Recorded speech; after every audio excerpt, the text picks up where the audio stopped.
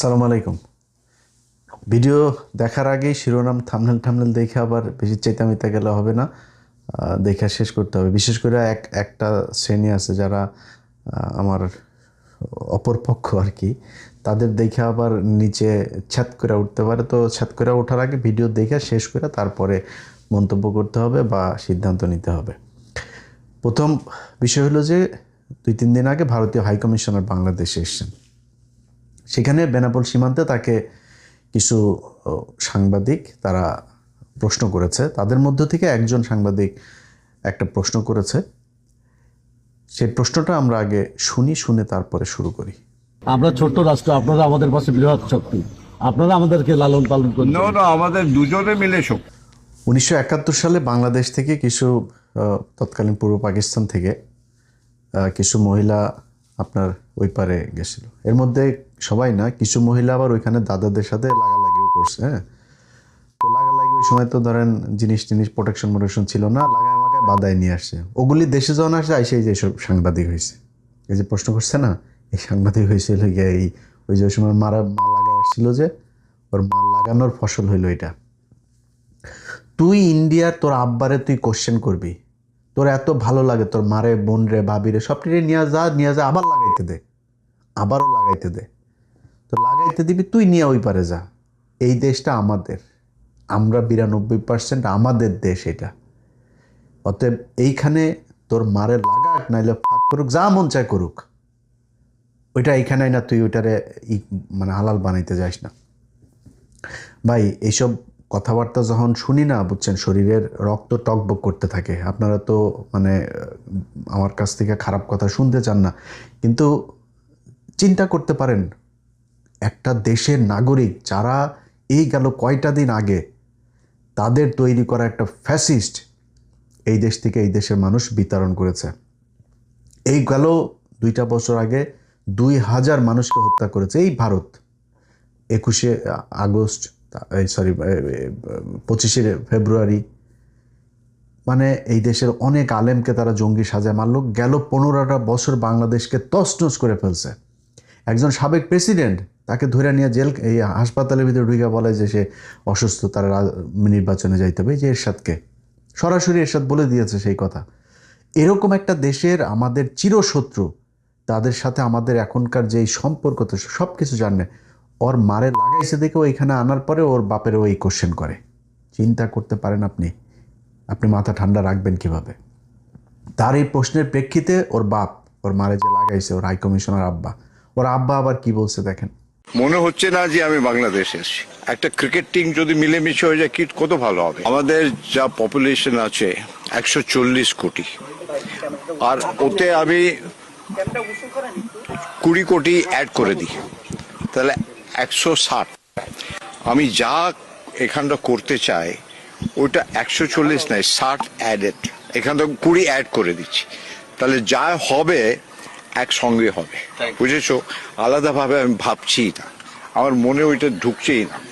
দেখুন তো, হেঁটে চলে এলাম।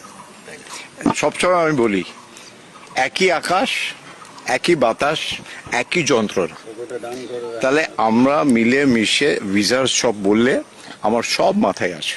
দুই ডেমোক্রেসি মিলে গেলে একটা ওয়ার্ল্ড পাওয়ার হয়ে যাবে, একটা পুরো ইকোনমিক ওয়ার্ল্ড পাওয়ার হয়ে যাবে। দেখেন, এই যে হাই কমিশনার এই কথাটা বলল, এই বক্তব্যটার জন্য এখন আপনি বলেন মানে ভারতকে কি বলা উচিত? তোর দেশের আকাশ বাতাস, তো পাকিস্তানের আর তোর দেশেরও তো আকাশ বাতাস, চীনেরও আকাশ বাতাস। এই জন্যই চীন ওই দিক থেকে তোরা লাদাখ নিয়ে টান দেয়, ওইদিকে পাকিস্তান টান দেয় একদিক থেকে কাশ্মীরে, ওইদিকে মণিপুর টনিপুর, ওইদিকে পাঞ্জাবের লোকজনও আলাদা হয়ে যাচ্ছে। তো এই জন্যই তোর আকাশ বাতাস আলাদা দেখে সব খালি আলাদা হয়। খালি বাংলাদেশের আকাশ বাতাস তোর ভাল লাগে। বাংলাদেশে ও যেটা করেছে সেটা সরাসরি এই দেশের সার্বভৌমত্বের বিরুদ্ধে, একটা দেশের বিরুদ্ধে সে কথা বলেছে। এটার জন্য তার বিচার হওয়া উচিত। এখন সেই বিচারের জন্য আপনি দায় দিবেন, মানে এই দায়িত্ব কারে দিবেন? মাল তো যেগুলি বসছে সব ইন্ডিয়ান মাল বসায় দিয়েছে তারেক রহমান। এখন এদের কাছে আপনি কি বিচার চাবেন? এদের কাছে বলেও তো লাভ নেই। তো যারা জুলাইতে আন্দোলন করেছেন, যারা গেল 15 বছর জীবন দিয়েছেন, যারা এই দেশকে ভারতের যে আগ্রাসন, সেই আগ্রাসন থেকে মুক্ত রাখতে চান, তাদের কাছে বিচার দিলাম। যে এই ব্যক্তি যে বক্তব্য দিয়েছে এই বক্তব্যের জন্য তার কি হওয়া উচিত, আপনারা যারা আছেন তারা এটা নিয়ে কি বলবেন, তা আপনাদের কি বক্তব্য সেটা আপনারা বলে দিন। এখন আমি আমারটা বলি আপনাদের। ধরেন আমরা যদি কিছু বলি না, কিছু বললেই তো তখন আবার আমাদের বলে আমরা নাকি খালি রাজাকার হয়ে গেছি, আমরা পাকিস্তানের পক্ষে কথা বলি। তো কিছু কিছু জিনিস আছে, যেমন যখন 9-10-এ পড়তাম টেবিলের সামনে ফিজিক্স, কেমিস্ট্রি, হায়ার ম্যাথের এরকম অনেকগুলো সূত্র ছিল। এই সূত্রগুলো আমার টেবিলের সামনে টানানো ছিল, মানে যেগুলো সারাক্ষণই লাগতো।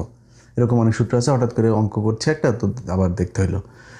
তো এরকম কিছু জিনিস আছে যেটা সারা জীবন আপনার খুব দরকার হয়। এরকম একটা সংজ্ঞা আপনাদেরকে আমি এখন শোনাবো। এই সংজ্ঞাটা আগেও শোনাইছি, আজকেও শোনাচ্ছি, সামনেও বিভিন্ন জায়গায় মনে করাই দিব। ধরেন রাজাকার বলে না ওরা, হ্যাঁ, তো এই রাজাকার যখন বলবে তখন একটা জায়গায় কিন্তু আছে, মানে আপনি নিরাপদে থাকবেন। সেগুলো কি মনে করেন আমি, আমার বাবা, আমার দাদা, চাচা, খালু, মামা, এরা সবাই মিলা ধরেন ওদের কথা অনুযায়ী 2 লক্ষ ওদের মা বোনরা লাগাইছে না পাকিস্তানিরা, তো এই 2 লক্ষ মা বোন এগুলোরে আমরা নিয়ে যায় ক্যাম্পে দিয়ে আসতাম। দিয়ে আসবো বলে লাগাইতো, জিনিস টিনিস সারা লাগাই দিত, লাগাই দিলে পেট বাইদা যাইতো আর বাচ্চা পয়দা হইতো। এই বাচ্চা পয়দা এগুলি কিন্তু এই যে এখন ধরেন সাংবাদিক এইরকম কোশ্চেন করে। আর অনেক দেখবেন ইন্ডিয়ান মালগুলো আছে, এগুলো সুন্দর করে ইন্ডিয়ার পক্ষে কথাবার্তা বলে। তো এখন 2 দিক থেকে আপনি বাইচে যাবেন এই সংজ্ঞা যদি ওদেরকে শোনায় দেন। সেটা হলো যে ওদেরকে আমরা পাকিস্তান ক্যাম্পে ঢুকাই দিয়ে আসে, ওদের মা বোন ভাবি টাবি ওগুলোরে লাগাইছে, এরপরে বাচ্চা পয়দা হওয়া। সেই বাচ্চা পয়দা এটা কী হলো, পাকিস্তানি বীজ। সো এই পাকিস্তানি বীজ ওদের ঘরে। আপনি যদি রাজাকার হন আপনি কিন্তু বেঁচে গেলেন, কারণ আপনি তো রাজাকার, আপনি তো ওদের মা বোনদেরকে দিয়ে আসছেন, আপনার তো সমস্যা নেই। ওরা পাকিস্তানি বীজ। সো আমরা কথাবার্তা বললে যখন রাজাকার বললে আমরা কিন্তু একদম কষ্ট পাই না। যদি সিরিয়াসলি আপনি ডিবেট করতে চান তাহলে পূর্ব পাকিস্তান পশ্চিম পাকিস্তান এক হয়ে যাওয়া উচিত। এই 2 দেশ আলাদা থাকার কোনো দরকার নেই, কারণ এই 2 দেশ আলাদা হয়ে 2 দেশেরই ক্ষতি হয়েছে। আমরা আজ থেকে, মানে কথার কথা রাগ করে বলছি না, কিন্তু আজ থেকে 55 বছর আগে আমরা স্বাধীন হয়েছে। এই 55টা বছরে আমাদের এই দেশে পাকিস্তান যা ডেভেলপমেন্ট করে দিয়ে গেছিল সেগুলো কমেছে, কোনো কিছু বাড়ে নাই। এক ঢাকা মেডিকেল ছাড়া বাংলাদেশে যত মেডিকেল আছে সব পাকিস্তানের তৈরি। আপনি সার্চ দেন, পিজি হাসপাতাল লেখেন, আপনি এই মিটফোর্ড হাসপাতাল লেখেন, কিছু কিছু হাসপাতালের নাম চেঞ্জ করেছে, যেমন পিজি হাসপাতালের নাম চেঞ্জ করা হয়েছে, সিলেট ওসমানীর নাম চেঞ্জ করা হয়েছে, বিভিন্ন হাসপাতালের নাম চেঞ্জ করেছে। কিন্তু আপনি ময়মনসিংহ মেডিকেল বলেন, রংপুর মেডিকেল বলেন, চিটাং মেডিকেল বলেন, মিটফোর্ড মেডিকেল বলেন, যত মেডিকেল আছে সব পাকিস্তান তৈরি করে দিয়ে গিয়েছে। বাংলাদেশের আপনি হাইওয়ে লেখেন, সার্চ দেন, ঢাকা চিটাং হাইওয়ে, ঢাকা খুলনা হাইওয়ে লেখেন, ঢাকা রংপুর হাইওয়ে লেখেন, সব কয়টা দেখবেন 1961, 63, 62 সব আইয়ুব খানের আমলে, বেশিরভাগই আইয়ুব খানের। যত ডেভেলপমেন্ট সব আইয়ুব খানের আমলে। আচ্ছা, তারপরে ধরেন এই আপনার কি মসজিদটা, জাতীয় মসজিদ, বাইতুল মোকাররম, সংসদ ভবন, কমলাপুর রেল স্টেশন, তারপরে ধরেন এই যে ক্যাডেট, আমাদের মূল ক্যাডেট ফৌজদারহাট বলেন, ঝিনাইদহ বলেন, সব পাকিস্তানের তৈরি। এই বুয়েটটা পাকিস্তানের তৈরি। ঢাকা বিশ্ববিদ্যালয় ছাড়া সব বিশ্ববিদ্যালয়, এই জাহাঙ্গীরনগর বলেন, সব চিটাং বিশ্ববিদ্যালয় সব পাকিস্তান তৈরি করে দিয়ে গিয়েছে। মিল কলকারখানা আদমজি থেকে শুরু করে নিউজ প্রিন্ট, তারপরে চন্দ্রকোনা, যত কাপ্তাই জলবিদ্যুৎ, এই যে এখন একটা মাত্র আমাদের তেল শোধানাগার, এই তেল শোধানাগারটা তোদের বাপ পাকিস্তান করে দিয়ে গিয়েছে। পাকিস্তান যা করে দিয়ে গেছে, টাকশাল, মেশিন টুলস, এই যে ফ্যাক্টরি গাজীপুরে, সব এদের করা, পাকিস্তানের করা। আমরা তো ভালো ছিলাম। যুদ্ধ হয়ে ওই পাকিস্তানেরও ক্ষতি হয়েছে, আমার ভাইদের, আমাদেরও ক্ষতি হয়েছে, 2 দেশেরই ক্ষতি হয়েছে। এক হয়ে গেলে আবার ভালো হবে। সো এখন এক হয়ে যাই। তোরা যদি নাকি ইন্ডিয়ার সাথে এক হইতে চাস, ইন্ডিয়া তোদের খালি তোর মাদেরকে খালি লাগায় প্রোডাকশন দিয়ে দিছে, কিন্তু পাকিস্তান এই দেশের যত ডেভেলপমেন্ট আপনি অবাক হয়ে যাবেন। আপনি গুগলে সার্চ দেন, রূপপুর পারমাণবিক বিদ্যুৎ কেন্দ্র কত সালে হয়েছে? গেল 4-5 বছর আগে কাজ শুরু হলো, এই এখনো পর্যন্ত উৎপাদনে আসতে পারে নাই। 1961 সালে পাকিস্তান এই রূপপুর পারমাণবিক বিদ্যুৎ কেন্দ্রের প্রকল্প পাশ করে গিয়েছে। 1961 সালে লেখেন আপনি রূপপুর পারমাণবিক বিদ্যুৎ কেন্দ্র, এরপরে যান ওইটা উইকিপিডিয়াতে যান, উইকিপিডিয়াতে যায় তারপর ওইটার ইতিহাসে যান, দেখবেন ওইটার ইতিহাসে কি লেখা আছে। আমার মুখের কথা শোনার দরকার নেই, আপনি উইকিপিডিয়াতে যান। পাকিস্তান সরকার 1961 সালে রূপপুর পারমাণবিক বিদ্যুৎ কেন্দ্রের পরিকল্পনা করে গিয়েছে, আমাদের লোকজনকে বিদেশে পাঠিয়েছিল প্রশিক্ষণের জন্য। আপনি চিন্তা করতে পারেন যে পাকিস্তান সেই 1961 সালে এই পূর্ব পাকিস্তানকে কি বানাতে চেয়েছিল? যুদ্ধ করে দুইটা দেশই সেই 71-এর ভারত পাকিস্তান যুদ্ধে ধ্বংস হয়ে গিয়েছে। আমরা তো ধ্বংস হয়েছে, ধ্বংস হয়ে আমাদের স্বাধীনতা সব শেষ। ওরা স্বাধীনতাটা নিয়ে আসছে, অর্থনৈতিকভাবে ধ্বংস হয়ে গিয়েছে। এই হয়েছে আমাদের বাস্তবতা। এই বাস্তবতা আমরা আবার এক হয়ে গেলে আবার ঠিক হয়ে যাবে, সমস্যা কোথায়? চিকেন নেকটা এই দিক দিয়ে খাইয়ে দিব, তারপর ওইদিকে মণিপুর টনিপুর ওরা সুন্দরী হয়ে যাবে, ওইদিকে পাঞ্জাব ধরেন এক চান্সে এদিকে স্বাধীন হয়ে যাবে, ওইদিকে লাদাখ মাদাখ অরুণাচল যা আছে চীন আর একটু ধাক্কা দিয়ে নিয়ে নিল, পাকিস্তান আজাদ কাশ্মীর আর জম্মু কাশ্মীর দুইটাই পাকিস্তান নিয়ে নিল, ব্যাস শেষ খেলা। আর ওদেরকে ওদের এই যে বিশাল বড় বড় করে না, এমনি পুরো পশ্চিম বাংলা থেকে অনেক মানুষ পাকিস্তানের সাথে চলে, মমতা দিয়ে এখন আরামসে চলে আসবে আমাদের সাথে, নিয়ে নেই, সমস্যা কোথায়? নিয়ে ওদেরকে পাকিস্তান এখন যেটুকু আছে ওইটুকু বানায় দিয়া আমরা দুই পাকিস্তান মিলা ওদের চারিদিকে একটু ধরি যাতা দিয়া, সমস্যা নাই তো। তো তোমাদের কাছ থেকে আমাদের এইসব কথাবার্তা শোনার জন্য আমরা এত মানুষ এই গেল 15 বছরের জীবন দেয়নি। কথাবার্তা বলতে গেলে খুব হিসাব করে বলতে হবে। পাকিস্তান বললেই চ্যাঁত করে ওঠার কিছু নাই। আমরা কোনোদিন বলি নাই যে আমরা পাকিস্তানের সাথে এক হইতে চাই, পাকিস্তান আমাদের সাথে আসুক, পাকিস্তান আমাদের বাপ লাগে, আমরা কোনোদিন বলি নাই। পাকিস্তানকে আমাদের দরকার, আমাদের পাকিস্তান দরকার। আমার সাথে আমি মার্কিন যুক্তরাষ্ট্র ইউএসএকে আমার দরকার, ইউএসএর আমাকে দরকার, আমার ইউএসএকে দরকার, আমার চীনকে দরকার, টার্কি, যার সাথে আমার একমাত্র শত্রু হলো কি এই পৃথিবীর মধ্যে ভারত। এছাড়া আমার দুনিয়ায় কোনো শত্রু নাই। ব্যাস, কথা একদম পরিষ্কার। এদের পক্ষে যে যারা কথা বলবে তাদের পয়দা হয়েছে, ওর মা বোনরা ছিল ওই পারে 71-এ, আর আরেকটা হইল গিয়া আপনার এই কি বলে এই যে মিডিয়াতে আপনি দেখেন এই মুহূর্তে, বিশেষ করে এই যে সাংবাদিক প্রশ্ন করে, এরকম সাংবাদিক কিন্তু মিডিয়াতে অভাব নেই। এরা গেল 15 বছরে হাসিনার পা চেটেছে, তাদেরকে এখন পর্যন্ত সরানো হয় নাই, এবং এরা এখন খাপটি মেরে আছে, কিচ্ছু বলে না।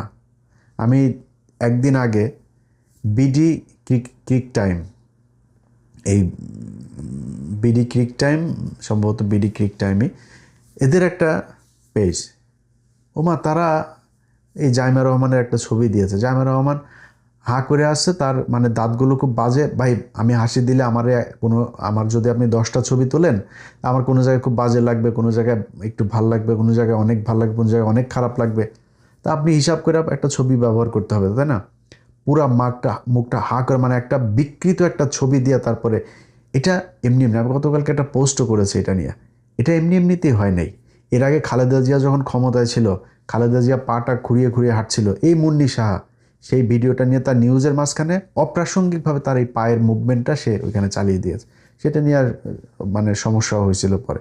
যাই হোক, তো এদেরকে চিহ্নিত করতে হবে। বিএনপি যদি মনে করে যে সব আপনাদের লোক, জীবনে যদি ওদের হাতে সুযোগ আসে তখন বুঝাই দেবে ওরা কাদের লোক। এই যে সাংবাদিক এই প্রশ্ন করেছে তার বিচার হইতে হবে। এই যে ভারতের হাইকমিশনার খনিকের ছেলে, এই খনিকের ছেলে যে এখানে আসছে, এরে আপনার বিচার করতে হবে। এর কাছে কৈফিয়ত চাইতে হবে যে এক আকাশ এক বাতাস এইসবের মানি কি রে নোটের ছেলে, এটা তোরে কে শিখাইছে? কারণ ভাই এইসব এইসব কথাবার্তা যখন দেখি না ভাই, মেজাজ কিন্তু খুব খারাপ হয়ে যায়। আপনারা আবার এটা জবাব দিতে গেলে তো ভাই ওইভাবেই জবাব দিতে হয়। আপনারা আবার আমার কাছ থেকে খারাপ কথাও শুনতে চান না। কতক্ষণ সহ্য করা যায় বলেন? আমার একটা স্বাধীন দেশ, তারে বলে আপনি আমাদেরকে খাওয়ান পারেন, তোর মানে লাগায়।